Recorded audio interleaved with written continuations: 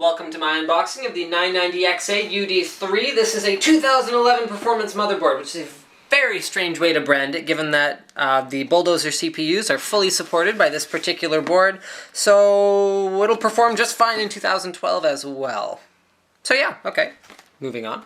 Unlocked performance means we have full support for AM3+, unlocked FX processors from AMD. This is a 9 series chipset, so that means we do have support for Crossfire. Woo! All 50,000 hour Japanese solid caps with 3x USB power, USB 3 and SATA 3. That is the 333 onboard acceleration. We also have support for 3TB plus hard drives with the dual BIOS hybrid EFI technology. Dual BIOS also means that if your BIOS is corrupted during a flash, you can reflash it using the other physical BIOS chip located on the board. We have 8+ 2-phase power, ultra durable 3 classic, and a 3-year warranty in the US and Canada. So that's more like 3.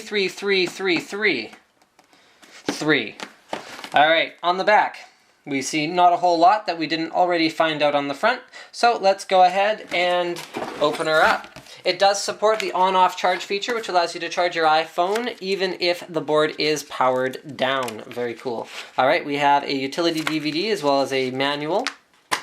Next, we have an SLI bridge, black flexible bridge, my personal favorite. Alright, we have a right angle and straight SATA cable ×2, so 2 right angle and 2 straight SATA 3 6 gigabit per second cables. We have a color-coded I/O shield, very handy. And finally, we have a multilingual installation guidebook. Oh, no, not finally. Wait, there's more. We have a Gigabyte powered sticker as well as a Dolby home theater sticker. I'm not going to even try and get that out of there. There. Alright, let's have a look at the motherboard itself. So this uses a pretty typical Gigabyte AMD platform motherboard color scheme. So we have a blue PCB with white and powder blue, whoops, there we go, slots. There we are. So we have a black CPU socket. That means support for AM3+. We've also got these standard mounting brackets, so no matter whether you have an AM2, AM3, or AM3+ CPU heatsink, it will fit.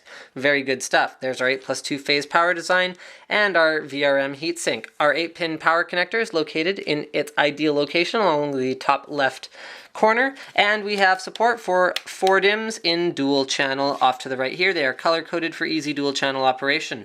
Our 24-pin connector is along the right hand edge of the board in its ideal location, and we have 6 SATA 3 6 gigabit per second SATA slot ports running off of the AMD chipset. Very handy. Love to see that feature. 6 SATA 3. Remember, there is no Intel chipset currently that supports more than 2 SATA 3 6 gigabit per second ports off the chipset itself. We have our front panel connectors, front panel USB.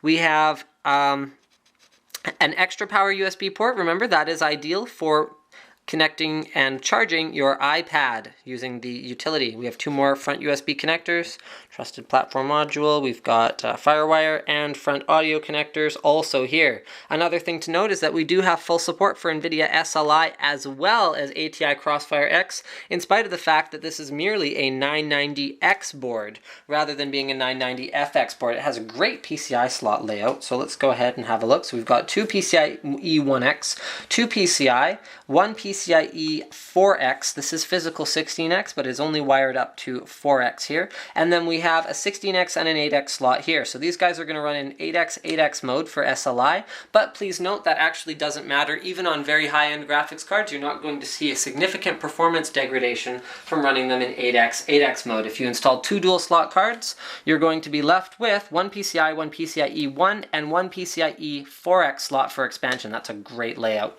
Gives you all kinds of options. You can go, Revo drive, sound card, and legacy card, no problem. All right.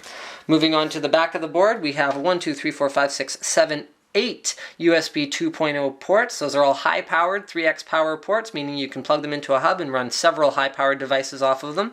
We have PS2 keyboard and mouse combo port. We have optical audio out, FireWire, 2 USB 3.0 ports, Gigabit Ethernet, and 7.1 audio out. So I'd say this board is great for a value type configuration. Throw 8 to 16 gigs of RAM in there, throw an SSD and a hard drive on there. It does have support for dual graphics cards, but because it is 16X 9X or 8X. Some people might not be comfortable installing two high-end cards, so two value cards or one high-end card is a great choice for this. And I'm very excited about the upcoming Bulldozer CPUs, which are fully supported by this board. Don't forget to subscribe to Linus Tech Tips for more unboxings, reviews, and other computer videos.